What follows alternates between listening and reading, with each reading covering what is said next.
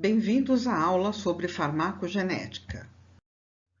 A variação na resposta a uma mesma posologia de um determinado fármaco depende de vários fatores, por exemplo, a idade, a presença de doenças, fatores imunológicos, interações medicamentosas e também de fatores genéticos. A farmacogenética é a área que estuda a contribuição da constituição genética na variação à resposta a drogas, afetando o metabolismo, a eficácia e a toxicidade. O início dessa área na genética ocorreu na década de 50, com a descoberta de variantes enzimáticas. Sabemos que a variação genética faz com que um mesmo medicamento tenha respostas diferentes em pessoas diferentes. O primeiro relato de um distúrbio farmacogenético, numa era pré-científica, foi feito por Pitágoras, aquele mesmo do teorema. Ele relata que as pessoas deveriam ter cuidado ao ingerir um certo tipo de feijão. Ele estava, na realidade, se referindo ao que hoje conhecemos como favismo. As drogas que têm uso terapêutico passam no organismo pela biotransformação ou biometabolismo realizado por enzimas, geralmente nos hepatócitos. Esse metabolismo transforma, então, a droga num metabólito inativo e de fácil excreção. As enzimas que metabolizam drogas participam das reações de fase 1 e fase 2. As reações de fase 1 incluem oxidação, redução e hidrólise e podem ativar ou inativar a droga. As reações de fase 2 são reações de conjugação, como acetilação, sulfatação, metilação, etc. A adição de grupos polares aumenta a solubilidade da droga, fazendo com que a excreção seja mais fácil.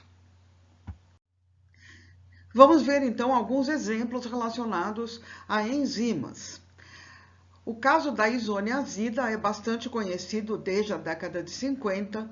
Esse medicamento é usado no tratamento de tuberculose e essa droga é metabolizada no fígado por uma enzima chamada N-acetiltransferase, que realiza então a acetilação da molécula.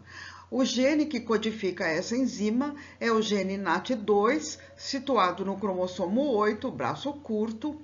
A acetilação faz, então, com que a droga seja inativada e tenha excreção fácil. Ainda nos anos 50, estudos populacionais mostraram que na população existem acetiladores lentos, acetiladores intermediários e acetiladores rápidos. Estudos realizados com famílias mostraram que o acetilador lento é o fenótipo recessivo. Os acetiladores lentos apresentam diminuição da atividade enzimática, o que faz com que a excreção da droga não seja rápida, e esses indivíduos podem apresentar uma polineuropatia com sintomas como fraqueza, dores musculares, perda de reflexos e perturbação sensorial e mental. Um outro exemplo é relacionado a uma droga usada como anestésico, que é a succinilcolina ou succinilmetônio. Essa droga ela é inativada pela enzima plasmática pseudocolinesterase ou butirilcolinesterase.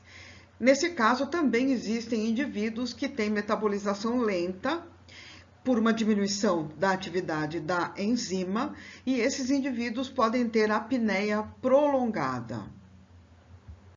A deficiência da butirilcolinesterase tem herança autossômica recessiva. O gene que codifica essa enzima, o gene BX, está localizado no cromossomo 3, no braço curto. Essa enzima converte succinilcolina em colina e ácido succínico. Indivíduos homozigotos, paralelo BCA, também chamado de atípico, tem um risco de apneia prolongada, que pode durar de 1 a várias horas, e necessitam de suporte respiratório artificial. Um outro exemplo é o do gene CYP2D6, que codifica uma enzima da família do citocromo P450 e que está relacionada a reações de oxidação, principalmente nos hepatócitos. Os produtos do gene CYP2D6 e do gene CYP3A4 estão envolvidos na metabolização de 90% das drogas. O gene é altamente polimórfico, vários alelos são conhecidos e existem indivíduos que são homozigotos para determinados alelos e são metabolizadores lentos. Existem também indivíduos que são metabolizadores ultra rápidos e, nesse caso, eles apresentam duplicação de determinados alelos. O CYP2D6 está envolvido, por exemplo, no metabolismo de medicamentos extremamente utilizados, como a fluoxetina, propanolol, paroxetina, atenolol e tamoxifeno. O indivíduo que é metabolizador lento vai ter um acúmulo do fármaco e vai sofrer efeitos adversos e reações de intolerância. O indivíduo que é metabolizador ultra rápido faz uma eliminação muito rápida do medicamento e necessita, portanto, de uma dose maior para ter o efeito desejado. O gene CYP3A4 está envolvido na metabolização de 50% a 60% das drogas prescritas, inclusive para câncer. Um polimorfismo desse gene está associado a um risco aumentado de tumores secundários. Um outro exemplo é o da enzima tiopurina metiltransferase, codificada pelo gene TPMT, localizado no braço curto do cromossomo 6. Essa enzima tem como substratos, por exemplo, a 6-mercaptopurina e a 6-tioguanina, que são drogas usadas no tratamento de leucemias e outras formas de câncer. Indivíduos que apresentem deficiência da enzima terão efeitos relacionados à toxicidade do fármaco que não é metabolizado rapidamente. E os indivíduos que apresentam alta atividade da enzima vão necessitar de doses mais elevadas do medicamento para ter o efeito desejado. Com relação a doenças genéticas que influenciam a resposta a fármacos, podemos citar a hipertermia maligna, que é uma miopatia relacionada à redução da recaptação de cálcio. Ocorre em 1 a cada 10 mil anestesias aplicadas em crianças e 1 a cada 40 mil anestesias aplicadas em adultos.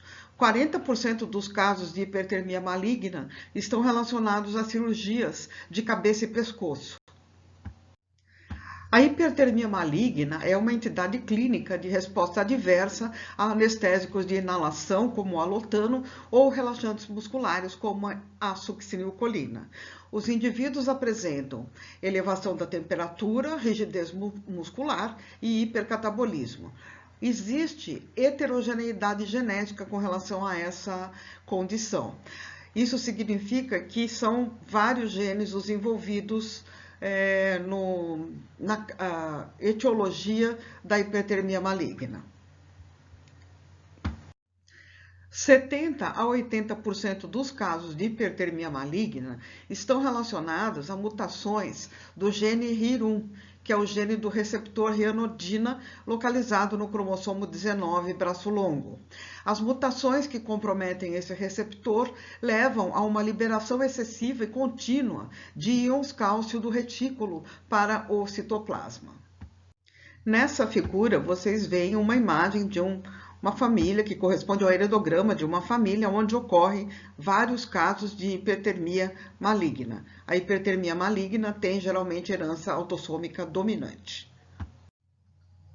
A deficiência da G6PD é a deficiência enzimática mais comum em seres humanos, afetando cerca de 400 milhões de pessoas. Existem mais de 400 variantes da enzima já identificadas. O gene que codifica essa enzima está localizado no braço longo do cromossomo X. A deficiência da G6PD, glicose 6-fosfato desidrogenase, afeta particularmente as hemácias.